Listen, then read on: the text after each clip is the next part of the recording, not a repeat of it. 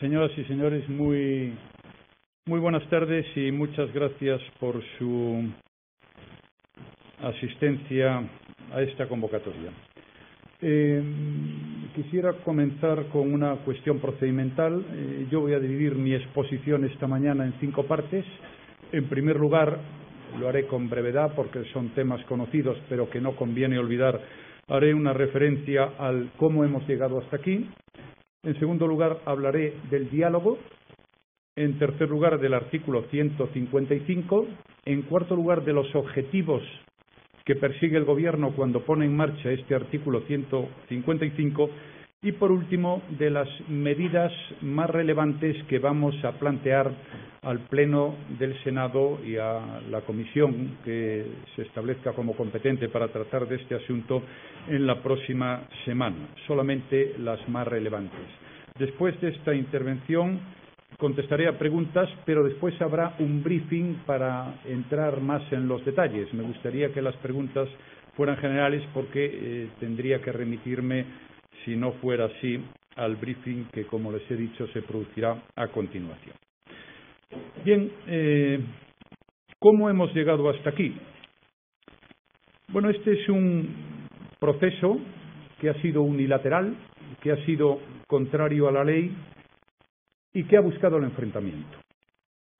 Comenzó con el intento de obligar al Gobierno a aceptar un referéndum sobre la independencia de Cataluña, un referéndum que todo el mundo sabía que el Gobierno no podía aceptar.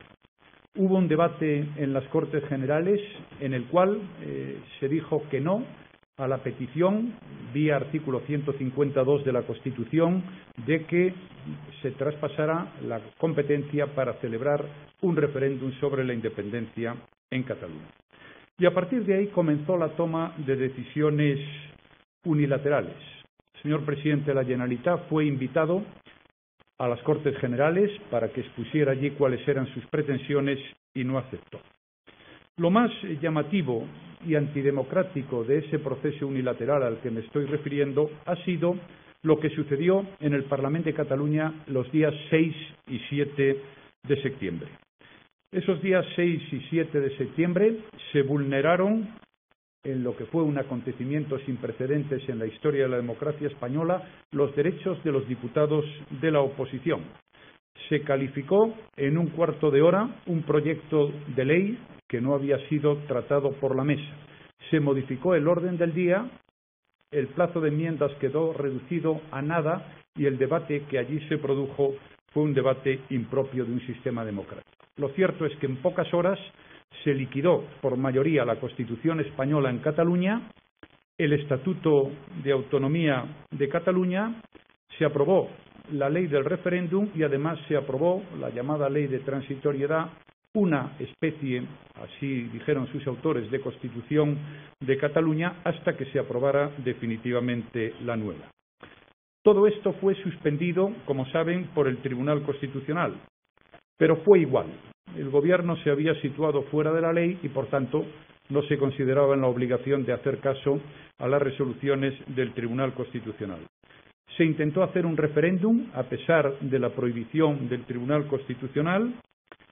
Se pretendió darle valor a algo que había prohibido el Tribunal Constitucional y que además se celebró, como todo el mundo sabe, sin ninguna garantía democrática, y todo este proceso tuvo su último punto el pasado día 10 de octubre, cuando en un pleno en el Parlamento de Cataluña pues se adoptaron las resoluciones que todos ustedes conocen.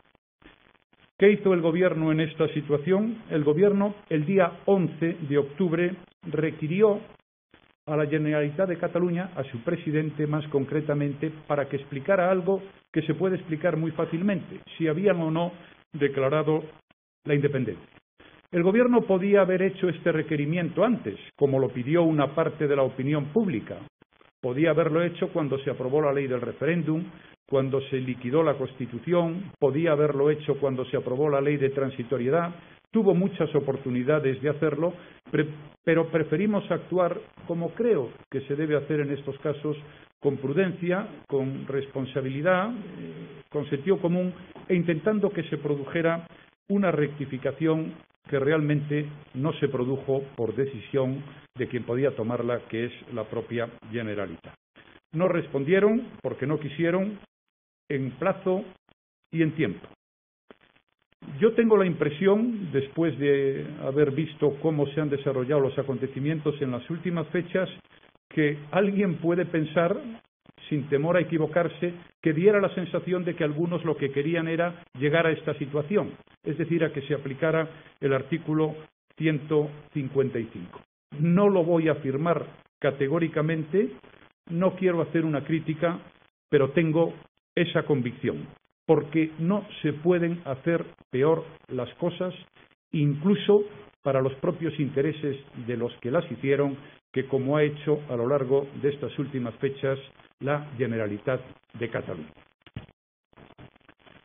En segundo lugar, quiero referirme al diálogo, una palabra hermosa, que en esta ocasión se ha convertido en mágica. Tengo que decir que aquí nadie planteó por parte de la Generalitat nunca un diálogo.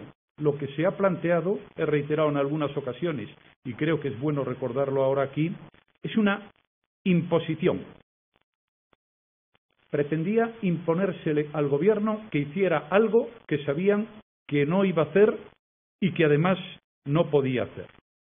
Se le invitó al presidente de la Generalitat, al Parlamento, a que expusiera cuáles eran sus planteamientos y no quiso. Se le invitó a la conferencia de presidentes y no quiso. Se le invitó más tarde a hablar de un tema muy importante como era la financiación autonómica y no quiso. También se le invitó a que acudieran los representantes que estimaran oportuno y conveniente a los grupos de trabajo para hablar de la financiación autonómica y tampoco quiso. Lo único que se hizo fue liquidar la ley y poner en marcha, sin tener competencia alguna y saltándose la ley, una legalidad paralela. Ni siquiera el diálogo del que tanto se hablaba se practicó con casi la mitad de los diputados del Parlamento de Cataluña a los que no se le dejó intervenir en defensa de sus posiciones. El diálogo no es que los demás tengan que aceptar obligatoriamente tus exigencias. Eso no es diálogo, eso es imposición o un contrato de adhesión, si quieren ustedes llamarle así. El diálogo fuera de la ley y fuera de la norma es profundamente antidemocrático. Y desde luego no es diálogo pretender imponer a los gobernantes, en este caso al Gobierno de España, que se salten deliberadamente la ley. Por todo ello, y entro ya en el tercer punto, lo haré con brevedad, me extenderé más en el punto cuarto y en el quinto de mi intervención. El Gobierno ha tenido que aplicar el artículo 155 de la Constitución. No era ni nuestro deseo ni nuestra intención, no lo fue nunca. Y creo que esto lo sabe el conjunto de la opinión pública española. El artículo 55 es un artículo constitucional, pero es un artículo que solo se aplica en circunstancias excepcionales. De hecho, en España estuvo a punto de aplicarse en una ocasión bajo el gobierno de González y al final no se hizo porque las cosas se recondujeron a la legalidad. En esta ocasión no fue posible y aplicamos el artículo 155 porque ningún gobierno, insisto, ningún gobierno de ningún país democrático puede aceptar que se ignore la ley, que se viole la ley, que se cambie la ley y que todo ello se haga pretendiendo imponer sus criterios a los demás. Esta es la razón por la que hemos puesto en marcha un artículo, como el que hay en otras muchas constituciones europeas, constitucional y votado por todos los españoles. Y paso ahora a explicar, en lo que es el cuarto punto de mi intervención, cuáles son los objetivos de esta decisión que hemos adoptado. Por último, me referiré a las medidas. Los objetivos son 4, fundamentalmente. El primero, volver a la legalidad. El segundo, recuperar la normalidad y la convivencia, que se ha deteriorado y desgraciadamente mucho en Cataluña. En tercer lugar, continuar con la recuperación económica. Esto es la vida de la gente, con el empleo, con los sueldos, con que la gente pueda trabajar. Recuperación económica que hoy en Cataluña está en peligro, en evidente peligro, por las decisiones caprichosas y unilaterales que se han adoptado. Y el cuarto gran objetivo es celebrar elecciones en situación de normalidad. Repito, 4 objetivos: recuperar la legalidad, volver a la normalidad y a la convivencia, continuar con la recuperación de la economía y celebrar elecciones. Volver a la legalidad es restituir la vigencia de la Constitución española y del Estatuto de Autonomía de Cataluña en Cataluña. Paso ahora a hacer una breve referencia de lo que significa la recuperación económica. Porque, sin duda, una de las grandes historias, uno de los temas en los que más se ha faltado a la verdad, era en los efectos beneficiosos que para los ciudadanos de Cataluña podía producir la independencia. Los últimos datos que conocemos son preocupantes. Se han trasladado sedes sociales y fiscales de empresas en un número que supera a los 1000 y, desde luego, la inmensa mayoría de las grandes empresas de toda Cataluña que dan trabajo a muchísimos ciudadanos de Cataluña. Se han desincentivado las inversiones, las de fuera y las de dentro. Se ha desmotivado el turismo, importantísimo, como saben ustedes, en el PIB catalán y uno de los factores de crecimiento más importantes. No voy a entrar en ningún detalle sobre este asunto, son sobradamente conocidos por todos ustedes. Pero sí me gustaría hacer alguna referencia a algunos temas que tienen su trascendencia. Si Cataluña se independizara, a pesar de lo que se le ha dicho a los ciudadanos de Cataluña, Cataluña abandonaría la Unión Europea y la Organización Mundial de Comercio, pasando a ser un país tercero a efectos de relaciones comerciales al que se le aplicarían los derechos autónomos del arancel exterior común, además de controles aduaneros en frontera. Estamos hablando de una economía para la cual el comercio exterior supone una parte por encima de la mitad sustancial de su Producto Interior Bruto. Desde el punto de vista financiero, todas las facilidades que da el Banco Central Europeo desaparecerían. Esa fue la razón por la cual no hay ninguna entidad financiera que se haya quedado en Cataluña y hayan tenido estas entidades financieras que trasladar su domicilio a otro lugar de España. Y lo hacen en defensa de sus propios intereses, de sus trabajadores, de los depositantes y de aquellas personas que tienen metidos sus ahorros en las entidades financieras. Habría un problema que ya ha empezado grave de contracción del crédito. Se produciría una inflación desproporcionada con los consiguientes efectos sobre el consumo y la inversión, y todo esto llevaría a un empobrecimiento de la economía de Cataluña de entre el 25 y el 30% del Producto Interior Bruto, resultando una coyuntura económica insostenible. Por eso, uno de los objetivos, uno de los 4 a que me he referido, es a que continúe el proceso de recuperación económica en el que España ya lleva instalado, por fortuna, en los últimos años. Bien, repito, por tanto, los 4 objetivos: legalidad, normalidad y convivencia, recuperación económica y elecciones. Precisamente, la primera medida, entro ya en la última parte de mi intervención, que va a adoptar el Gobierno, está íntimamente relacionado con este objetivo de que se celebren elecciones en Cataluña. La facultad de disolver, si el Senado así lo decide, el Parlamento de Cataluña pasa al presidente del Gobierno. El presidente del Gobierno, si el Senado así lo decide, tendrá que convocar elecciones en un plazo máximo de 6 meses. Sin embargo, mi voluntad, la mía, es hacerlo tan pronto como recuperemos la normalidad institucional que sin duda alguna es uno de los objetivos de futuro, y para ello sería importante que todos nos aplicáramos a recuperar esa normalidad institucional. Esto, celebrar elecciones, es el objetivo. Lo quiere la mayoría. Es lo que dice el sentido común, y de lo que se trata es de abrir una nueva etapa en la cual la ley se respete, los derechos de la gente se preserven, se recupere la convivencia, el bienestar y el empleo de las personas. Ese es el objetivo de esa nueva etapa que habría que hablar. Y paso ahora a explicar con brevedad el resto de medidas, las más importantes, como les decía al principio. Insisto, luego habrá un briefing para entrar en los detalles que también son importantes.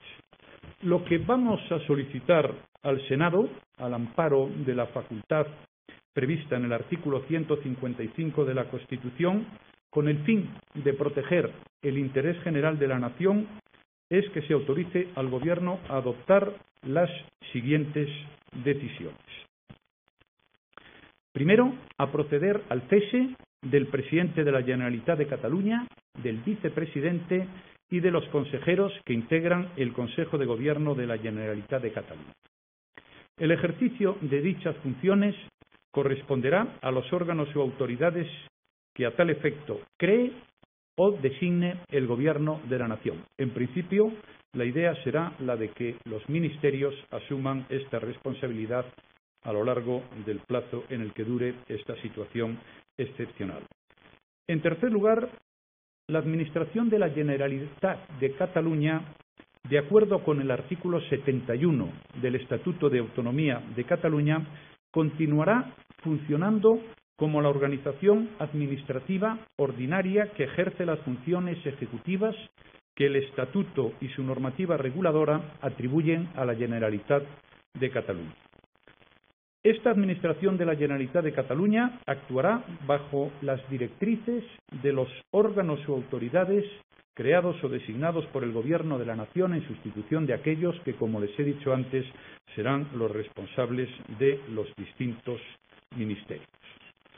En segundo lugar, es la segunda medida importante a la que quería hacer referencia, el Parlamento de Cataluña ejercerá la función representativa que tiene encomendada, pero para garantizar que se haga con pleno respeto al Estatuto de Autonomía de Cataluña y a la Constitución, pues se proponen al Senado una serie de medidas, las más importantes de las cuales son las siguientes. El presidente del Parlamento de Cataluña no puede proponer candidato a la presidencia de la Generalitat, ni el Parlamento puede celebrar debate y votación de investidura. Las facultades de control corresponderán al órgano que a tal efecto designe el Senado. Y, por parte del Parlamento, no se podrán adoptar iniciativas contrarias a la Constitución española y al Estatuto de Autonomía de Cataluña, teniendo el Gobierno un plazo de 30 días para ejercer su derecho de veto. Bien, yo creo que estas son las medidas más importantes. Hay otras, hay más detalle que ustedes podrán conocer a continuación. Sí quiero llamar su atención sobre un asunto importante que creo debe quedar muy claro. No se suspende la autonomía ni el autogobierno de Cataluña. Se cesa a las personas que han puesto ese autogobierno fuera de la ley y de la Constitución y del Estatuto. No se acaba con el autogobierno, se le recupera para la legalidad y para la convivencia de todos los catalanes, no solo los independentistas. Y termino ya. Nuestra nación y nuestro Estado de Derecho son, como saben, abiertos, democráticos, respetuosos de la pluralidad y garantes de los derechos de las personas. Así hemos convivido con nuestras dificultades, pero creo que felizmente 40 años, sabiendo encontrar la riqueza en nuestra diversidad, la cooperación leal y la eficacia en uno de los estados más descentralizados del mundo y la calidad democrática que garantizan los controles y los contrapoderes que definen a las sociedades abiertas. Esta es la España de hoy y la que queremos que siga siendo. Y yo les digo que lo vamos a conseguir todos juntos, actuando con serenidad y con firmeza democrática. A todos los españoles, y especialmente a los catalanes, quiero transmitirles un mensaje de tranquilidad. Soy plenamente consciente de que el momento es difícil, pero todos juntos lo vamos a superar como hemos superado acontecimientos muy complicados también a lo largo de nuestra historia, que por cierto ya dura unos cuantos siglos. Yo pido que no se vayan más empresas, ni se vayan más depósitos. Creo que podemos estar tranquilos porque esto se arreglará y sin más daño para nadie. Vamos a trabajar por la normalidad, por la concordia, por la buena convivencia, por la concordia entre todos. Y vamos a trabajar para que todos los catalanes, independientemente de lo que piensen y opinen, puedan volverse a sentirse unidos y partícipes de un proyecto compartido de futuro en Europa y en el mundo. Ese proyecto se llama, desde hace muchos siglos, España. Muchas gracias.